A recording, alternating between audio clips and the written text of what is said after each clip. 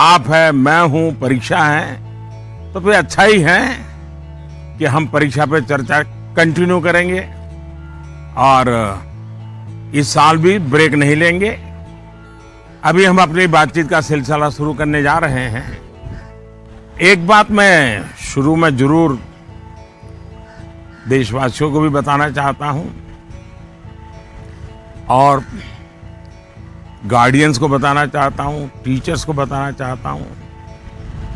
ये परीक्षा पे चर्चा है, लेकिन सिर्फ परीक्षा की ही चर्चा नहीं है। बहुत कुछ बातें हो सकती हैं। एक हल्का फुल्का माहौल बनाना है, एक नया आत्मविश्वास पैदा करना है और जैसे अपने घर में बैठ के बातें करते हैं, अपनों के बीच बात करते हैं, यार दोस्तों के साथ बात करते हैं, आइए हम भी ऐसे ही बात करेंगे आज।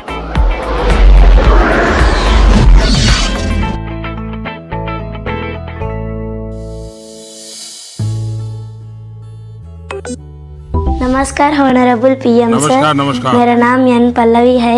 मैं 9वीं कक्षा पढ़ रही हूँ। सर, हम अक्सर ऐसा महसूस करते हैं कि पूरा साल पढ़ाई ठीक चल रही होती है, लेकिन जैसे ही परीक्षा निकट आती है बहुत ही तनावपूर्ण स्थिति हो जाती है। कृपया इसके लिए कोई उपाय बताइए सर। बहुत धन्यवाद सर। धन्यवाद पल्लवी। मुझे बताया गया है कि इसी तरह का और भी एक सवाल है। सादर अभिनंदन आदरणीय प्रधानमंत्री जी। मेरा नाम अर्पण पांडे है। मैं global Indian international school Kuala Lumpur Malaysia में 12वीं कक्षा का छात्र हूँ। मैं आपसे अपनी भावी भविष्य की सफलता हेतु एक प्रश्न के उत्तर की आकांक्षा करता हूँ और आशा करता हूँ कि आप इसमें मेरा मार्गदर्शन करेंगे। मेरा प्रश्न है, परीक्षा की तैयारी के दौरान हमारे मन में आने वाले भय और तनाव से हम कैसे उभरे? कि क्या होगा अगर अच्छे अंक और अच्छा कॉलेज मिलेगा या नहीं? धन्यवाद। पल्लवी, अर्पण, देखिए आप जब ये फियर की, डर की बात करते हैं तो मुझे भी डर लग जाता है। अरे ऐसी कौन सी बात है जिसके लिए डरना चाहिए? क्या पहली बार एग्जाम देने जा रहे हो क्या पहले कभी एग्जाम दी नहीं? क्या आपको मालूम नहीं था कि मार्च महीने, अप्रैल महीने में एग्जाम आती है? सब पता है, पहले से पता है, साल भर पहले से पता है। अचानक तो नहीं आया है, और जो अचानक नहीं आया है, कोई आसमान नहीं टूट पड़ा है। इसका मतलब हुआ कि आपको डर एग्जाम का नहीं है, आपको डर किसी और का है। और वो क्या है? आपके आसपास एक माहौल बना दिया गया है कि यही एग्जाम सब कुछ है, यही जिंदगी है। और इसके लिए पूरा सामाजिक वातावरण, कभी कभी स्कूल का वातावरण भी, कभी कभी माँ बाप भी, कभी अपने रिश्तेदार भी एक ऐसा माहौल बना देते हैं, ऐसी चर्चा करते हैं कि जैसे कोई बहुत बड़ी घटना से आपको गुजरना है, बहुत बड़े संकट से गुजरना है। मैं उन सब से कहना चाहूंगा, खास करके मैं पेरेंट्स से कहना चाहता हूं, आपने क्या करके रख दिया है? मैं समझता हूं कि ये सबसे बड़ी गलती है। हम आवश्यकता से अधिक ओवर कॉन्शियस हो जाते हैं, हम थोड़े ज्यादा ही सोचने लग जाते हैं। और इसलिए मैं समझता हूं कि जिंदगी में ये कोई आखिरी मुकाम नहीं है। ये जिंदगी बहुत लंबी है, बहुत पड़ाव आते हैं। एक छोटा सा पड़ाव है। हमें दबाव नहीं बनाना चाहिए। चाहे टीचर हो, स्टूडेंट हो, परिवारजन हो, यार दोस्त हो, अगर बाहर का दबाव कम हो गया, खत्म हो गया, तो एग्जाम का दबाव कभी महसूस नहीं होगा। कॉन्फिडेंस फलेगा, फूलेगा, प्रेशर रिलीज हो जाएगा, डिक्रीज हो जाएगा। और बच्चों को घर में सहज, तनाव मुक्त जीना चाहिए। छोटी मोटी हल्की फुल्की बातें जो रोज करते थे वैसी करनी चाहिए। देखिए दोस्तों, पहले क्या होता था, पहले माँ बाप बच्चों के साथ ज्यादा इन्वॉल्व रहते थे और सहज भी रहते थे और कई विषयों पर इन्वॉल्व रहते थे। आज जो भी इन्वॉल्व रहते हैं वो ज्यादातर कैरियर, एग्जाम, पढ़ाई, किताब, सिलेबस, मैं उसको सिर्फ इन्वॉल्वमेंट नहीं मानता हूं। और इससे इन्हें अपने बच्चों के असली सामर्थ्य का पता नहीं होता है। अगर माँ बाप ज्यादा इन्वॉल्व है तो बच्चों की रुचि, प्रकृति, प्रवृत्ति इस सबको अच्छी तरह समझते हैं और जो कमियां हैं उन कमियों को समझ करके उसको भरने की कोशिश करते हैं और उसके कारण बालक का कॉन्फिडेंस लेवल बढ़ता है। उसकी स्ट्रेंथ माँ बाप को पता है, उसकी वीकनेसेस माँ बाप को पता है और उसके कारण माँ बाप समझते हैं कि ऐसे समय वीकनेसेस को बाजू में करो, स्ट्रेंथ को जितना बल दे सकते हो दो।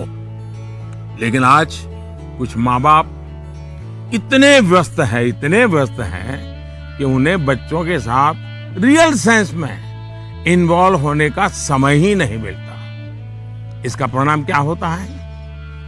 आज बच्चे के सामर्थ्य का पता लगाने के लिए पेरेंट्स को एग्जाम के रिजल्ट का शीट देखना पड़ता है और इसलिए बच्चों का आकलन भी बच्चों के रिजल्ट तक ही सीमित हो गया है। मार्क्स के परे भी बच्चे में कई ऐसी चीजें होती हैं जिन्हें पेरेंट्स मार्क ही नहीं कर पाते हैं। साथियों, हमारे यहां एग्जाम के लिए एक शब्द है कसौटी, मतलब खुद को कसना है।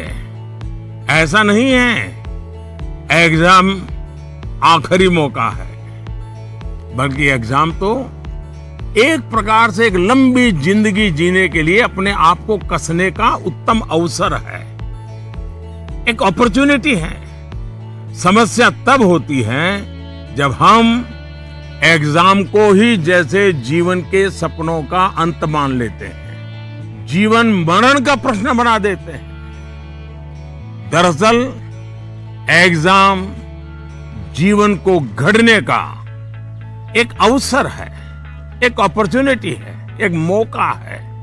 उसे उसी रूप में लेना चाहिए। एक्चुअली हमें अपने आप को कसौटी पर कसने के मौके खोजते ही रहना चाहिए ताकि हम और बेहतर कर सकें। हमें भागना नहीं चाहिए। आइए दोस्तों, अगले सवाल की तरफ बढ़ते हैं। माननीय प्रधानमंत्री जी नमस्कार।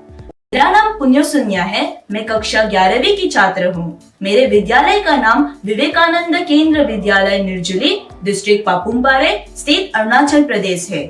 माननीय प्रधानमंत्री जी, कुछ सब्जेक्ट्स और कुछ चैप्टर्स है जिनको लेकर मैं सहज नहीं हूँ, उनसे पीछा चुराने में लगी रहती हूँ। मैं चाहे कितनी भी कोशिश क्यों ना करूँ, मैं उन्हें पढ़ नहीं पाती हूँ। शायद ये इसलिए होता है क्योंकि मुझे उनसे डर लगता है। सर, इस स्थिति को कैसे दूर किया जा सकता है? धन्यवाद सर। चलिए, आंध्र से हम मलेशिया से अब अरुणाचल पहुंच गए और मुझे बताया गया है कि इसी प्रकार का कोई और एक सवाल भी है। माननीय प्रधानमंत्री जी नमस्कार। मेरा नाम विनीता गर्ग है और मैं SRDAV पब्लिक स्कूल में 25 वर्ष से कार्यरत हूँ। मेरा प्रश्न है, कुछ सब्जेक्ट्स ऐसे हैं जिसमें कई स्टूडेंट्स को डर का सामना करना पड़ता है, इस वजह से वह इनसे बचते हैं। इसके बारे में इतिहास या गणित जैसे विषयों के शिक्षक अच्छी तरह से समझ सकते हैं। टीचर के तौर पर इस स्थिति को और बेहतर बनाने के लिए हम क्या कर सकते हैं? ये कुछ अलग प्रकार का ही विषय मेरे सामने आया। मैं कोशिश करूंगा कि स्टूडेंट्स के मन को छू सकूं और टीचर्स की बात पर गौर के साथ कुछ समाधान बता सकूं। आप दोनों ने किसी खास सब्जेक्ट या चैप्टर से डर की बात कही है। आप लोग अकेले नहीं हैं जिनको इस स्थिति का सामना करना पड़ता हो। हकीकत तो यह है कि दुनिया में एक भी इंसान ऐसा नहीं मिलेगा जिसके ऊपर यह बात लागू न होती हो। मान लीजिए आपके पास बहुत ही बढ़िया 5-6 शर्ट है, लेकिन आपने देखा होगा 1 या 2 शर्ट आपको इतने पसंद आते होंगे, बार बार पहनते हैं। इसका मतलब ये नहीं कि बाकी सब बेकार हैं, फिटिंग ठीक नहीं है, ऐसा नहीं है। उन 2 इतने अच्छे लगते हैं कि आप उसको बार बार पहनते हैं। कई बार तो माँ बाप भी इन चीजों के लिए गुस्सा करते हैं कि कितनी बार इसको पहनोगे, अभी 2 दिन पहले तो पहना था। पसंद नापसंद मनुष्य का स्वभाव है और कभी कभी पसंद के साथ लगाव भी हो जाता है। और इसमें डर की, दुविधा की क्या बात है कि हमने डरना चाहिए? दरअसल होता क्या है, जब आपको कुछ चीजें ज्यादा अच्छी लगने लगती हैं तो उनके साथ आप बहुत कंफर्ट हो जाते हैं, बहुत कंफर्टेबल लगता है, सहज हो जाते हैं। लेकिन जिन चीजों के साथ आप सहज नहीं होते, उनके तनाव में आपकी 80% एनर्जी आप उसी में लगा देते हैं। और इसलिए स्टूडेंट से मैं यही कहूंगा कि आपको अपनी एनर्जी को इक्वली डिस्ट्रीब्यूट करना चाहिए। सभी विषयों में बराबर बराबर। आपके पास पढ़ाई के लिए 2 घंटे हैं तो उन घंटों में हर सब्जेक्ट को समान भाव से पढ़िए।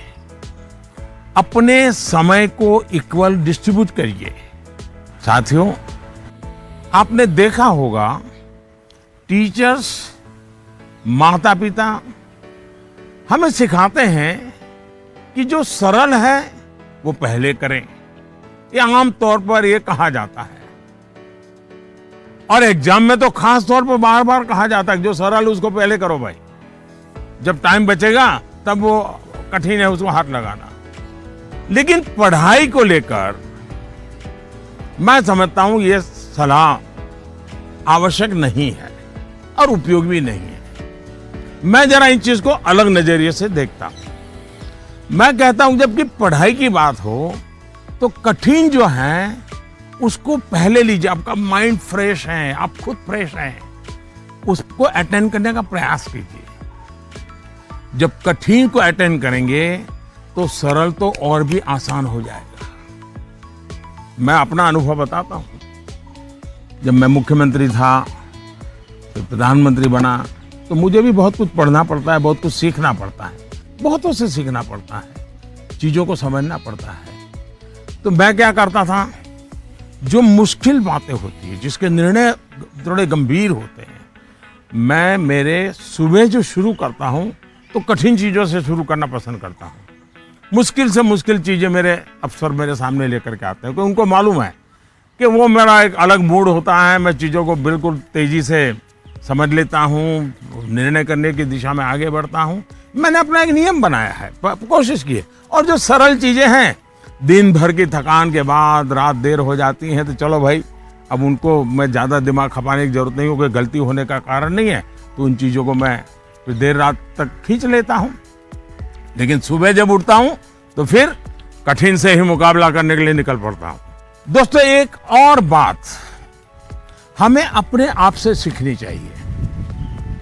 आप देखिए, जो लोग जीवन में बहुत सफल हैं वो हर विषय में पारंगत नहीं होते, लेकिन किसी एक विषय पर, किसी एक सब्जेक्ट पर उनकी पकड़ जबरदस्त होती है। अब जैसे लता दीदी हैं, लता मंगेशकर जी की पूरे दुनिया में नाम है, हिंदुस्तान के हर जुबान पे नाम है। लेकिन अगर कोई जाकर के उनको कहे कि आज हमारे क्लास में आइए और ज्योग्राफी पढ़ाइए, हो सकता है वो न भी पढ़ा भी पाए, मैं नहीं जानता हूं कि वो पढ़ा पाए न पढ़ा पाए, लेकिन लता जी की महारत ज्योग्राफी में शायद न भी हो, लेकिन संगीत की दुनिया में उन्होंने जो किया हुआ है, एक विषय पर जिस प्रकार से अपना जीवन खपा दिया है, आज वो हर एक के लिए प्रेरणा का कारण बन गई है। और इसलिए आपको भले कुछ सब्जेक्ट मुश्किल लगते हो, ये कोई आपके जीवन में कोई कमी नहीं है। आप बस ये ध्यान रखिए कि इस मुश्किल लगने वाले सब्जेक्ट की पढ़ाई से खुद को दूर मत कीजिए, उसे भागिए मत। वहीं टीचर्स के लिए मेरी सलाह ये है, वो विद्यार्थियों से उनको टाइम मैनेजमेंट के संबंध में, उसके तौर तरीके के संबंध में, सिलेबस के बाहर जाकर के भी कभी उनसे बातें करें, उनसे चर्चा करें, उनको गाइड करें। विद्यार्थियों को टोकने के बजाय उन्हें गाइड करें। टोकना, रोकना, उसका प्रभाव मन पे और ज्यादा नेगेटिव फैलता है। प्रोत्साहित करने से वो कॉन्सेंट्रेटेड ताकत के रूप में कन्वर्ट हो जाता है। कुछ बातें क्लास में सार्वजनिक तौर पर जरूर कहें ताकि सबका प्रबोधन होगा, लेकिन बहुत सी बातें ऐसी होती हैं जब किसी एक बच्चे को बुला करके चलते चलते थोड़ा सर पे हाथ रख करके बहुत ही प्यार से कहें, दे बेटे देखो भैया तुम इतने बढ़िया करते हो, जरा देखो इसको जरा थोड़ा ये कर लीजिए, देखिए तुम्हारे में बहुत बड़ी ताकत है, आप देखिए ये बहुत काम आएगा, बहुत काम आएगा। एक काम करिएगा, आपके जीवन में ऐसी कौन सी बातें थी जो कभी आपको बहुत कठिन लगती थी और आज आप उसको बड़ी सहजता से कर पा रहे हैं। ऐसे कुछ कामों की लिस्ट बनाइएगा। जैसे साइकिल चलाना कभी आपको कठिन लगा होगा, लेकिन अब वही काम आप बहुत सरलता से करते लेते होंगे। कभी तैरने की बात आई होगी, बहुत डर लगा होगा, उतरने से भी डर लगा होगा, लेकिन आप अच्छे तरह आज तैरना सीख गए होंगे। मतलब जो कठिन था उसको आपने कन्वर्ट कर दिया। आपके जीवन में ऐसी सैकड़ों चीजें होगी, अगर आप ये याद करके जरा किसी कागज पर लिख लेंगे तो कभी आपको किसी को भी, मुझसे भी कठिन वाला सवाल पूछना ही नहीं पड़ेगा, क्योंकि कभी कोई चीज आपको कठिन लगेगी ही नहीं। मुझ पे भरोसा कीजिए दोस्तों, एक बार करके देखिए। Honorable Prime Minister Ji, Vanakkam. I am Neil Anand, studying 12th standard in Vivekananda Kendra Vidyalaya Metric Higher Secondary School, Kanyakumari. Dear sir, during this pandemic situation, after the online classes, we all get more free time than usual. I would like to know how can we make the best use of our free time. My thanks to our Honorable Prime Minister for giving this opportunity. वणक्कम। Mummy papa को पता चलेगा ना कि आप परीक्षा के समय में खाली समय की बात कर रहे हैं, तो फिर देखिए क्या होता है। खैर, मुझे ये सवाल बहुत अच्छा लगा कि आप एग्जाम के समय भी खाली समय पर ध्यान दे रहे हैं, खाली समय पर चर्चा कर रहे हैं। देखिए दोस्तों, खाली समय, इसको खाली मत समझिए, ये खजाना है, खजाना। खाली समय एक सौभाग्य है, खाली समय एक अवसर है। आपकी दिनचर्या में खाली समय के पल होने ही चाहिए, वरना तो जिंदगी एक रोबोट जैसी हो जाती है। दरअसल खाली समय दो तरह के हो सकते हैं।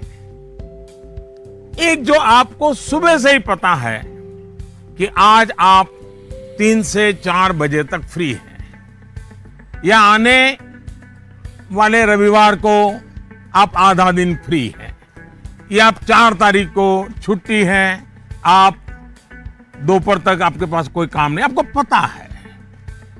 लेकिन दूसरा वो जिसका पता आपको लास्ट मोमेंट में चलता है।